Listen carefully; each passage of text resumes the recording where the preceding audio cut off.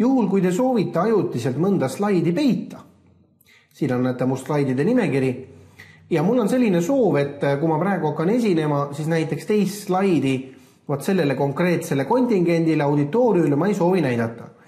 Ja selle jaoks, et slaidi peita, te võite hiirekursori liigutada siia slaidi peale ja tekib selline väike tööriistariba, mille peal on siis eraldi olemas nupp, peida slaid.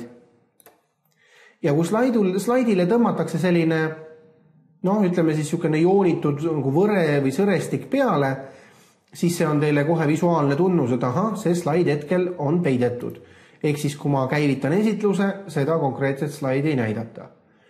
Ja kui ma tahan, et teda jälle kuvatakse, siis ma liigun selle slaidi peale ja nüüd on siin ainult üks nupp, näita slaidi ja jälle aktiveeritakse. Teine võimalus on teha soovitud slaidi peale parem hiireklõps ja avanevas kiirmenüüs on valik peida slaid ja samamoodi, kui ma teen peidetud slaidi peale parema hiireklõpsu, kui ta on juba peidus, on siin valik näita slaidi. Aga peamine eesmärk on siis nii-öelda ajutine peitmine, et teatud auditooriumite puhul ma võib-olla mingisugust hulka slaide ei soovi kuvada.